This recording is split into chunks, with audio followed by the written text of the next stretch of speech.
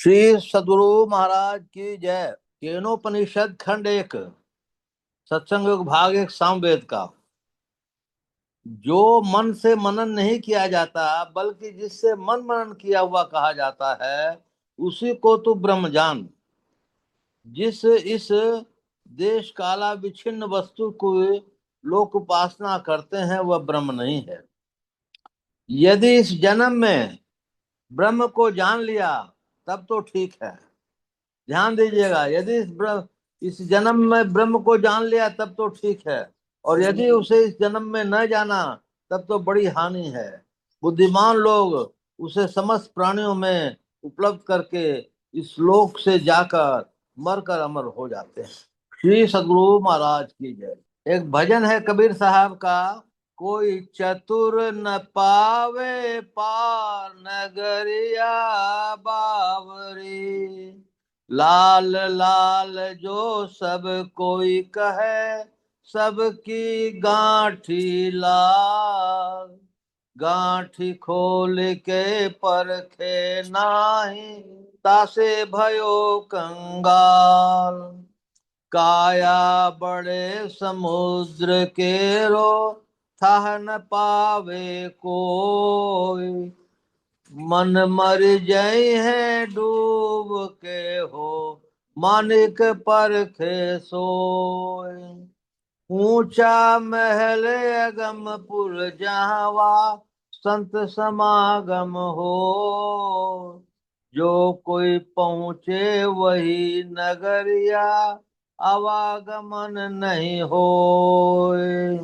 कहे कबीर सुनो भाई साधो, का खोजो बड़ी दूर।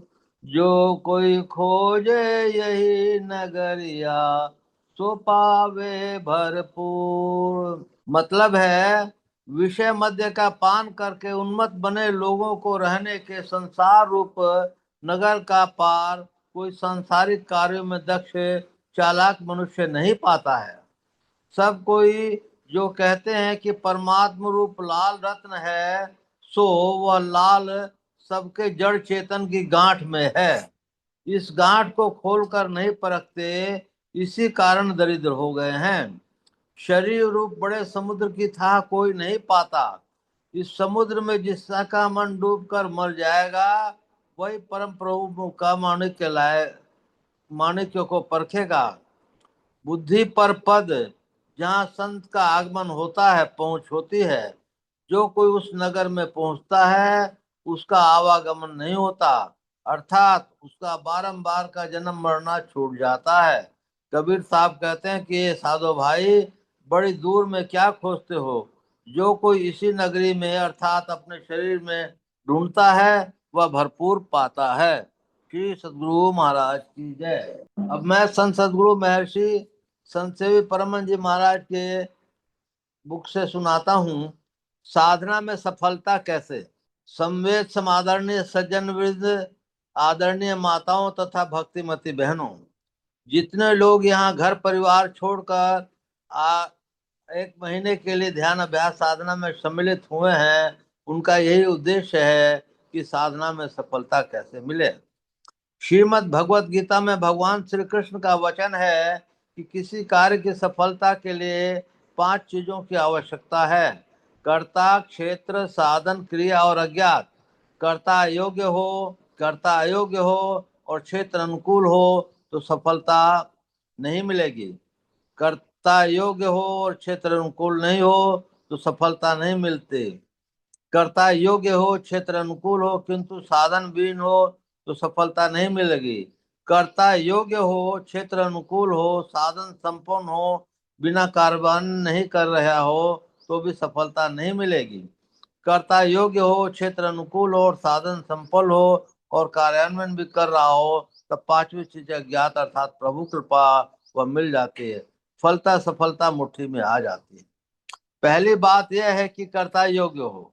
हम सभी यहाँ ध्यान करने के लिए सम्मिलित हुए हैं।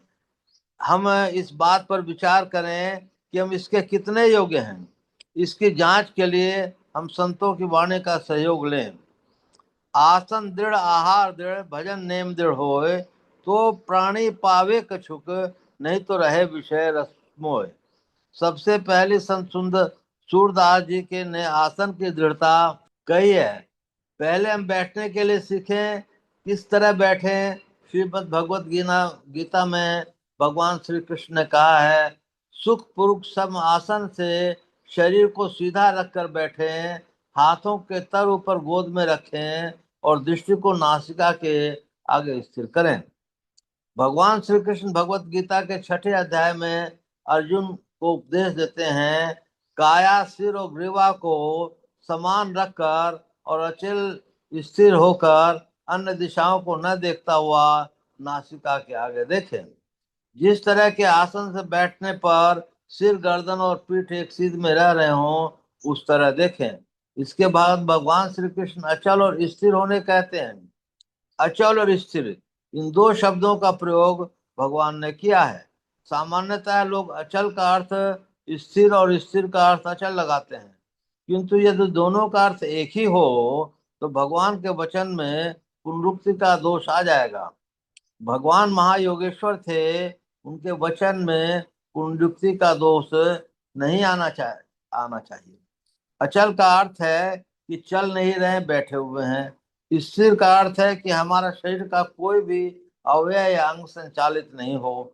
उदाहरणार्थ, हम एक छोटा सा बच्चा है, वो आकर हमारी गोद में बैठ गया है।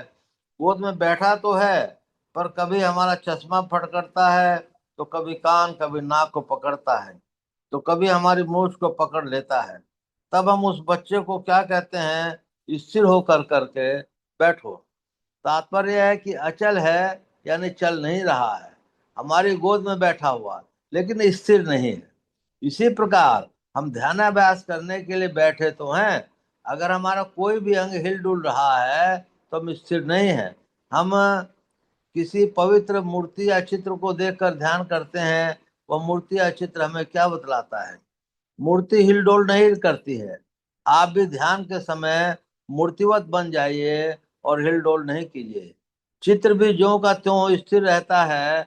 जो चित्र हमारे सामने आता है, उसका चरित्र भी हमारे सामने आता है।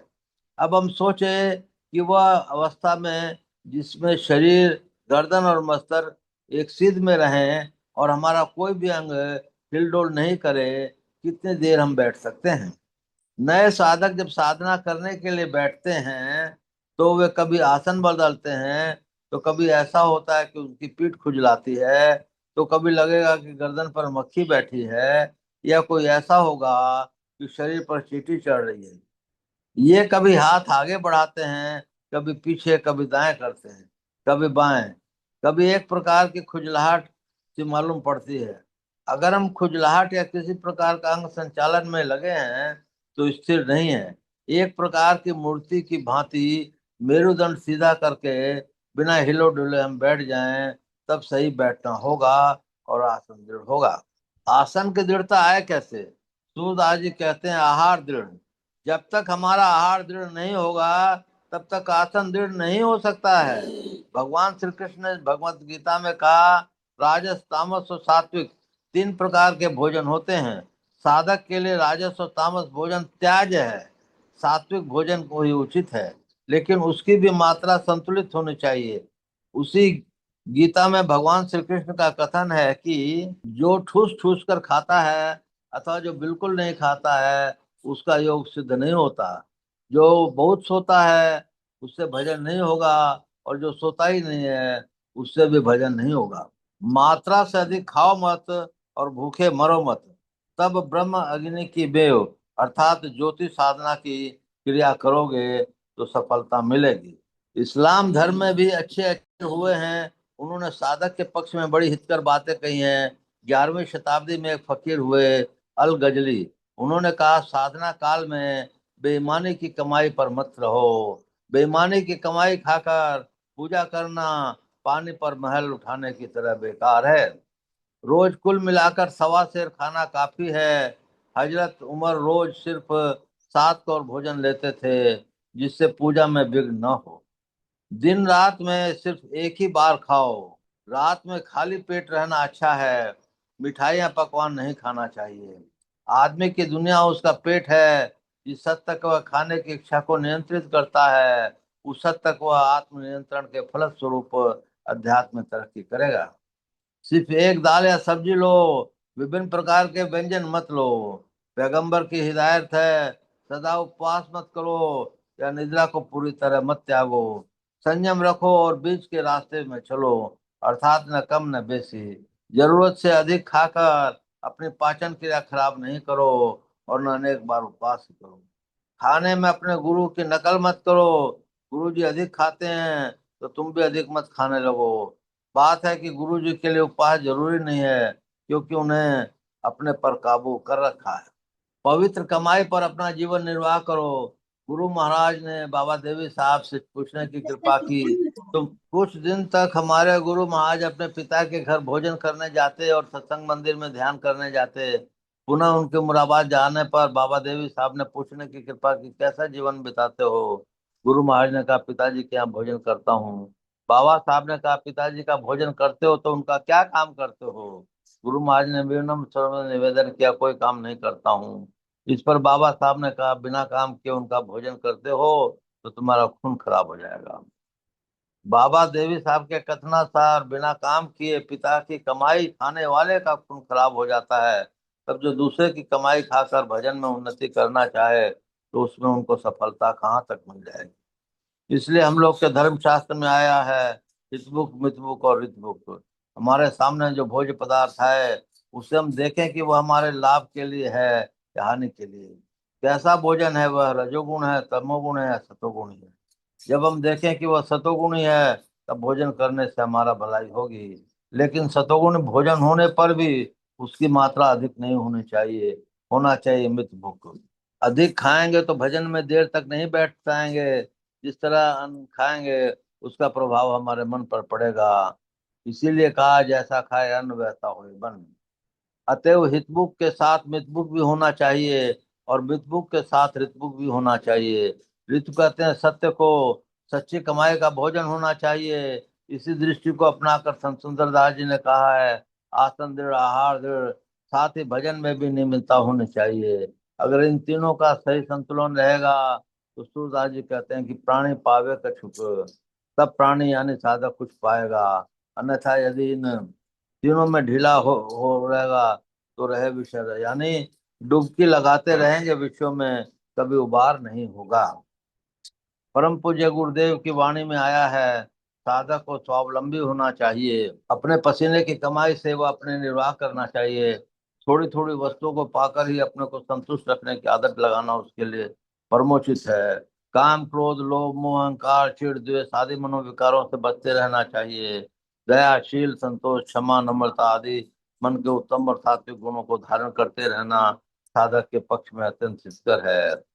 मांस और मछली का खाना तथा मादक द्रव्यों का सेवन मन को विशेष चंचलता और मूर्छा उत्पन्न करता है। साधकों को इससे अवश्य बचना चाहिए। हमारा मन पवित्र होना चाहिए, हमारा अन्न पवित्र होना चाहिए, हमारा तन पवित्र होना चाहिए, हमारा वचन पवित्र होना चाहिए, हमारा व्यवहार पवित्र होना चाहिए। बाहर दिखलावा कुछ और भीतर में कुछ, तब मिलेगा भी कुछ नहीं। जब हम बैठने का, भोजन का और भजन का दृढ़ नियम रखेंगे, साथ ही लक्ष्य को पाने की उत्कंठा रहेगी, तो साधना में सफलता अवश्य मिलेगी। लक्ष्य यदि हम पाना चाहते हैं तो संत कबीर साहब का निर्देशन को समझे। गगन की ओर निशाना है, दाहिने सूरज चंद्रमा बाएं, तिनके बीच छिपाना है। कमान धनुष को कहते हैं, धनुष है किंतु उसकी प्रत्यंचा चढ़ी हुई नहीं है, ढीली है तो तीर आगे नहीं जा सकता। जब धनुष कसा हुआ रहता है तब उससे छोड़ा गया तीर दूर तक जाता है। हमारा शरीर है धनुष, तन की कमान।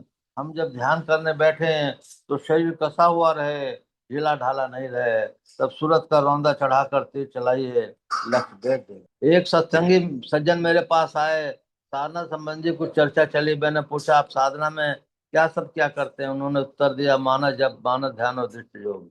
मैंने पूछा, दृष्टि योग क्रिया में दृष्टि को कितनी दूरी पर स्थिर करते हैं?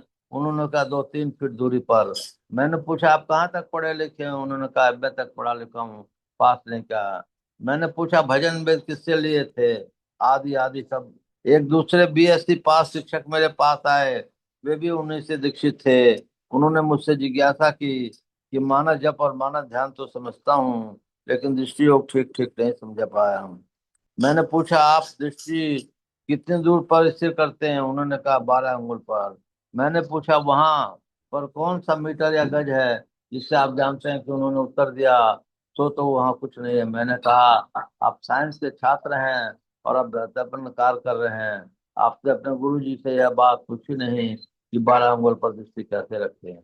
उन्होंने कहा वह तो मैंने नहीं पूछा। मैंने कहा जाकर पूछिए, यदि संतुष्ट हो जाए तो ठीक है, नहीं तो मेरे पास आइए। 4-5 दिन पहले की बात है, एक प्रोफेसर यहाँ आए थे। वे यहाँ के मास ध्यान साधना में सम्मिलित होना चाहते थे। मैंने उनसे पूछा दृष्टियों की क्रिया में क्या करते हैं? उन्होंने उत्तर दिया दृष्टि की दोनों धाराओं को मिलाता हूँ। मैंने कहा आप तो प्रोफेसर है ना, दृष्टि की जो युगल धाराएं हैं वे तो समानांतर रेखाएं हैं। समानांतर रेखाएं कभी मिलती हैं? रेलगाड़ी ट्राम गाड़ी समानांतर रेखा पर चलती है। यदि समानांतर रेखा मिल जाए तो एक्सीडेंट हो जाए। वे निरुत्तर होकर कुछ कह नहीं सके। मैंने कहा जाकर अपने गुरु जी से पूछिए, वे भी उन्हीं के पीछे थे। आजकल न तो गेरुओं की कमी है और न गुरुओं की कमी है। वे घर घर घूमते हैं, शिष्य बनाते हैं और अपनी पूजा कराकर परम भक्ति सहजोबाई के वचन को चरितार्थ करते हैं। सहजो गुरु तक बहुत फिरे, ज्ञान ध्यान सुधि नाई, तार सके नहीं एक को, कहे बहुत की बाई।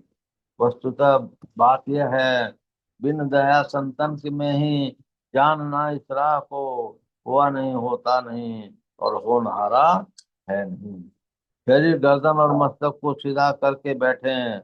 इस प्रकार कुछ दिन तक मेरुदंड को सीधा करके बैठने का अभ्यास करें। अभ्यास करते करते जब अभ्यस्त होंगे तब साधन की क्रिया आगे बढ़ेगी। जब तक हम बैठने की कला नहीं जानेंगे, सही ढंग से बैठ ही नहीं सकते, तो साधन में सफलता नहीं मिलेगी। धनुष की डोरी ढाली रहे तो तीर कैसे चलेगा? गुरु महाराज के वचन में आया है, पेलो सुषमन दृष्टि तिस ज्यों तीर हो। संत कबीर साहब ने कहा है, तन थिर मन थिर वचन थिर, सूरत निरत थिर होय। कह कबीर एक पलक को, कल्प न पावे कोय। फिर भी निराशा उदास और हतोत्साह होने की बात नहीं है। संत सद्गुरु के अंत साधना की सही क्रिया सीख कर संयम पूर्वक साधना करते रहिए, कभी न कभी सफलता अवश्य मिलेगी। श्री सद्गुरु महाराज की जय। श्री सद्गुरु महाराज की किताब से, सत्संग सुधा से, बिंदु और नाद की महिमा। श्री सद्गुरु महाराज की जय। बिंदु और नाद की महिमा की जगह मैं आप लोग को देखने के लिए दृष्टि साधन करो इस विषय को सुनाता हूँ। प्यारे लोगों, स्थूल मंडल में जहां तक स्थान है वहां तक लंबाई चौड़ाई ऊंचाई गहराई और मोटाई होती है। स्थान हो और इन पांचों में से एक भी नहीं हुआ संभव है। स्थान में ये पांचों होते ही हैं। इसलिए लंबाई चौड़ाई ऊंचाई गहराई और मोटाई जहाँ है वही स्थान है। बिंदु में स्थान है किंतु परिमाण नहीं। रेखा में लंबाई है चौड़ाई नहीं, किंतु परिभाषा के अनुकूल बाहर में बिंदु या लकीर नहीं बन सकती। दृष्टि साधन से बिंदु देखने में आता है। जहाँ स्थान है वहाँ समय है, देश है। समय नहीं और समय है, देश नहीं, ऐसा नहीं हो सकता। जहाँ देश काल नहीं है वहाँ लंबाई चौड़ाई ऊंचाई और गहराई कुछ नहीं है। परमात्मा देश कालातीत है, वह सर्वव्यापी है। समय और स्थान माया में है, माया से ऊपर समय और स्थान नहीं हो सकते। परमात्मा में लंबाई चौड़ाई मोटाई गहराई और ऊंचाई मानने में यह माया रूप हो जाएगा। जिससे विस्तृतों का फैलाव नहीं है वह कैसा है, बुद्धि में नहीं आ सकता। इसलिए यह बुद्धि से परे है। परमात्मा निर्विकार है। लोग कहते हैं कि श्री सूरदास जी भगवान श्री कृष्ण के भक्त थे। वह कहते हैं अविगत गति कछु कह न आवे, अमन नहीं विगत मन खाली। अविगत मतलब सर्वव्यापी। सर्वव्यापी की महिमा को कुछ कह नहीं सकते। इसका मतलब यह नहीं कि वह है ही नहीं, बल्कि वह ऐसा है कि उसके विषय में कहने से कुछ नहीं आता। प्राप्त होने पर भी उसका कोई वर्णन नहीं कर सकता। जैसा गूंगा किसी मीठे फल के स्वाद का वर्णन नहीं कर सकता, उसी प्रकार अविगत की प्राप्ति तो होती है, किंतु उसका वर्णन करने के लिए जिह्वा में शक्ति नहीं है। परिवार ही भीतर अच्छा लगता है कहने से नहीं आता, उसे पा लेने से क्या होता है, कहा परम स्वाद। जो उसको पाता है उसको सर्वोत्कृष्ट स्वाद मिलता है। सब स्वादों में जो बढ़कर स्वाद है वो उसको मिलता है। जब कोई उसको पाता है तब से उसका स्वाद उसे बराबर लगा रहता है, एक पल क्षण भी नहीं छूटता। वह अमित संतुष्टि को पाता है। उसको पा लेने पर इच्छा ही नहीं रहेगी, इच्छा में रहकर ही मन चंचल होता है। इस उसको संतुष्टि नहीं कहते कि भूख लगी खा लिया फिर पच गया और भूख लगी। यह संतुष्टि ऐसी है कि फिर और कुछ पाने की इच्छा नहीं रहती। मन और वचन की पहुंच से बाहर है। यदि मन वचन के बाहर नहीं होता तो मन जानता और वचन के से वर्णन होता, किंतु वह वैसा नहीं। मन वचन से परे है, उसे वही जानता है जो उसे पाता है। रूप नहीं है, रेखा नहीं है और गुण भी नहीं, त्रिगुणातीत है। किसी किस्म का नहीं है, किसी किस्म का नहीं है, कहने के लिए युक्ति नहीं है। इसलिए परमात्म स्वरूप के विषय में केवल माया तक ही गति वाला मन गो गोचर जहाँ लगी मन जाई, सो सब माया जानो भाई, रामचरितमानस। बिना अवलंब के चक्कर खाता रहता है। इसी कारण से श्री सूरदास जी ने सगुन लीला के अनेक पद्यों को गाया। वहां जाने के लिए, उसका कुछ प्रकाश देखने के लिए संत सूरदास जी ने कहा, नैन नासिका अग्र है तहाँ ब्रह्म को वास, अविनाशी बिन से नहीं हो सहज ज्योति प्रकाश। ऐसा देखने का अंग जानो और करो तो प्रकाश देखोगे। सूर्योदय के पहले जैसे थोड़ा प्रकाश मालूम होता है, फिर लालिमा देखते देखते सूर्य को देखते हो, उसी प्रकार ब्रह्म को देखने के पहले ब्रह्म का प्रकाश देखने में आता है, फिर ब्रह्म को देखते हैं। देखने के लिए दृष्टि साधन करो, परंतु यह न समझो कि दृष्टि साधन करके देख सकने पर भी वह देश कालातीत परमात्मा प्राप्त हो जाएगा। स्थूल व सूक्ष्म दृश्य सब ब्रह्म के रूप हैं। वह परमात्मा परमात्मा ब्रह्मत्व तो ऐसा है कि केवल चेतन आत्मा ही केवल दशा में रहती हुई उसको प्रत्यक्ष पा सकती है। दृष्टि साधन से प्राप्त दिव्य दृष्टि केवल सूक्ष्म माया तक ही रह जाती है। वह अंतःकरण के परे का दृष्टि नहीं देख सकती। अंतःकरण और मूल प्रकृति के परे से जाने पर ही चैतन्य आत्मा केवल दशा प्राप्त करती है। तब उसमें अमित चेतन में दृष्टि से ही उस देश कालातीत परमात्मा ब्रह्म की अपरोक्षता होती है।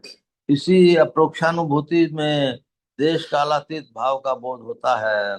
परंतु इस सर्वोच्च पद तक जाने के लिए दृष्टि योग अभ्यास परम आवश्यक है कि चैतन्य आत्मा इस स्थूलावरण से निकलकर ब्रह्म ज्योति मंडल में अपने को रख सके और उससे भी आगे बढ़ जाने के लिए सूक्ष्म अनहद नादों को ग्रहण करते हुए अंत में स्फोट प्रणव ध्वनि आदि नाम सत्य नाम सार शब्द राम नाम को ग्रहण करते बचे हुए सारे माइक आवरणों को पार कर अपने को केवल दशा में लग परमात्मा का दर्शन करें।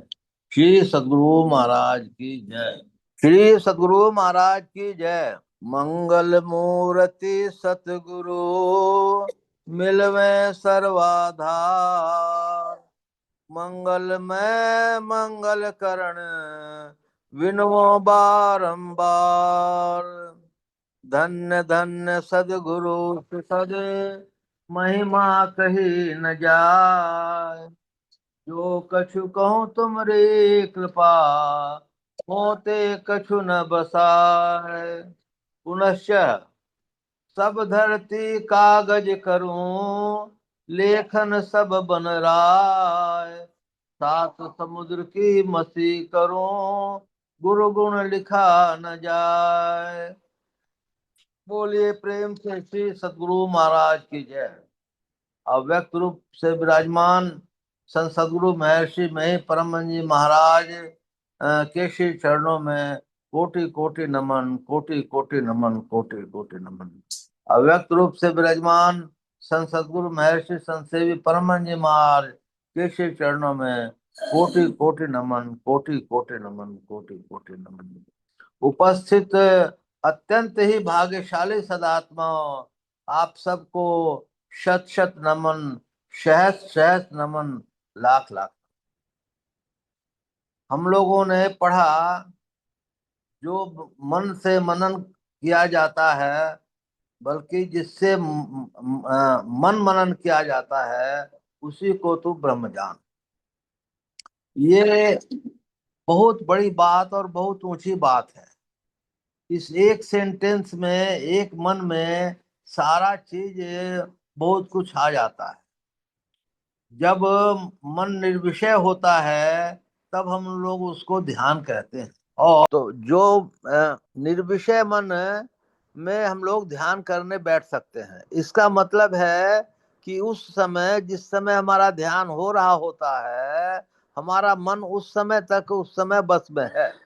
अगर बस में नहीं है तो ध्यान नहीं हो सकता।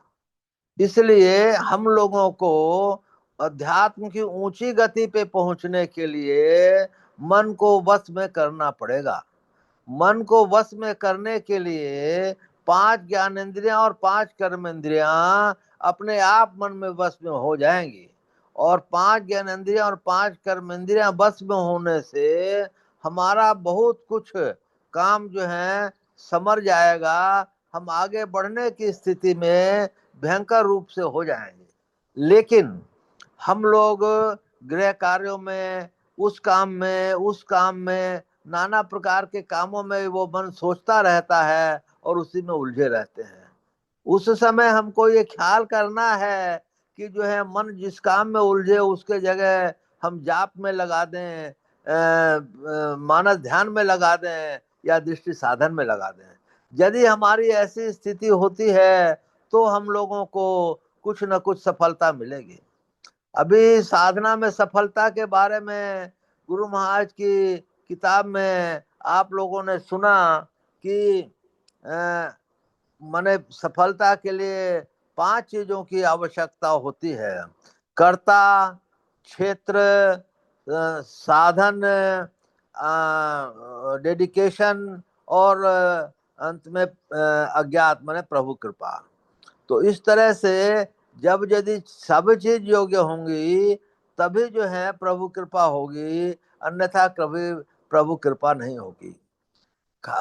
एक जगह खान पान के बारे में भी बताया गया कि साधना में सफलता के लिए खान पान में सात्विक भोजन की बहुत अहम भूमिका होती है। जैसा खाए अन्न वैसा होए मन, जैसा पिए पानी वैसी होए वाणी। तो इस चीज को भी हम लोगों को ध्यान में रखना है। फिर जो है एक जगह बताया गया कि आसन दृढ़, आहार दृढ़, नेम दृढ़वत होए, तो प्राणी पावे कछुक। तो इसलिए हम लोग का आसन भी दृढ़ होना चाहिए, आहार भी दृढ़ होना चाहिए, और भोजन की क्रिया भी जो है संतुलित होनी चाहिए। न तो ज्यादा होनी चाहिए, न तो कमती होनी चाहिए। जितने से काम चल जाए उतना भोजन होना चाहिए। और हमारा मन जो है ध्यानाभ्यास के लिए हमेशा लगा रहना चाहिए। तब तो हम लोग कुछ पा सकते हैं, और नहीं तो बहुत मुश्किल है। जैसे हमारा शरीर समुद्र है, माने एक शरीर के 2 अंग हैं, एक पिंड है, एक ब्रह्मांड है।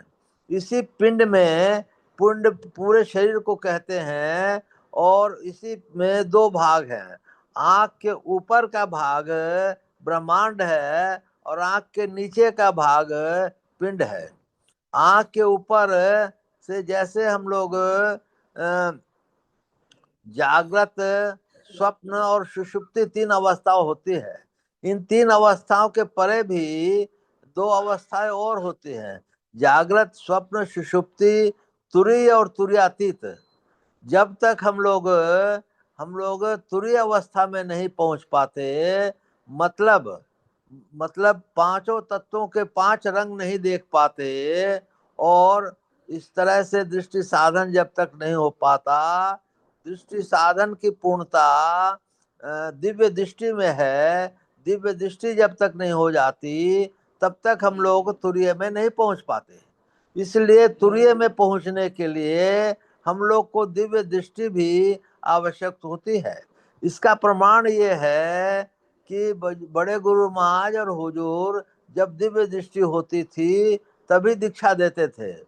तो इसलिए दिव्य दृष्टि का होना या उसके नजदीक पहुंचना बड़ी बात है। इसकी दूसरी पहचान ये भी है कि दिव्य दृष्टि होने के पहले आपको जो रात में स्वप्न आएंगे, सुबह हूबहू वैसे ही होते चले जाएंगे। ये भी एक ठो सुनते हैं कि महात्मा लोग का कथन है कि ये भी उसका ही एक पार्ट है। तो आप सोचिए कि जितने भी आपको स्वप्न आते हैं, अगर गुरु महाराज उसको उसी तरह दूसरे दिन निभते हैं हर एक दिन, तो इसका मतलब आपको पहले पता चल गया। पहले पता चल गया तो साइंस इसको ये करेगा कि हाँ भाई, पहले ही सब चीज का पता चल जाता है, तो कुछ ना कुछ तो इसमें भक्ति का भेद है। इस तरह से हम लोगों को यम नियम आसन प्राणायाम प्रत्याहार धारणा ध्यान इतना करें, तब हम लोग जो है आगे समाधि में पहुंच सकते हैं। इसमें एक जगह और आया कि मनुष्य जन्म की उपादेयता, मतलब ये है कि इसी जन्म में जिसने ब्रह्म को जान लिया तब तक तो ठीक है, नहीं तो बड़ी भारी हानि है।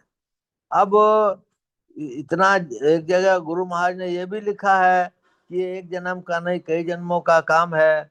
तो एक जन्म में जानना बहुत बड़ी बात है। जो बहुत डेडिकेटेड हैं, जो बहुत सदाचारी हैं, जिनका खान पीन बड़ा कंट्रोल में है, जो किसी से ईर्ष्या द्वेष आदि नहीं करते हैं, मन में भी नहीं आता है, वही भले इसमें एक जन्म में पहुंच पाए, अन्यथा तो कठिन है। तो इसलिए हम लोगों को ये चाहिए कि नित्य प्रति इस सत्संग में आप जितने भाई बहन यहाँ इस जूम में एकत्रित हैं, आज जो है 21 लोग एकत्रित हैं, तो मैं यही बोलता हूँ कि इसी तरह 50 लोग 100 लोग 150 लोग एकत्रित होकर करके नियमित रूप से सुनते रहें, तो उनमें कान में अच्छी अच्छी बातें जाएंगी, और वो वही उसका संस्कार जो है पैदा करेगा। जैसे खेत में बीज डालते हैं, तो 10 20 बीज 50 बीज डाले और वो जो है मनो जो है उस अनाज उत्पन्न हो जाता है।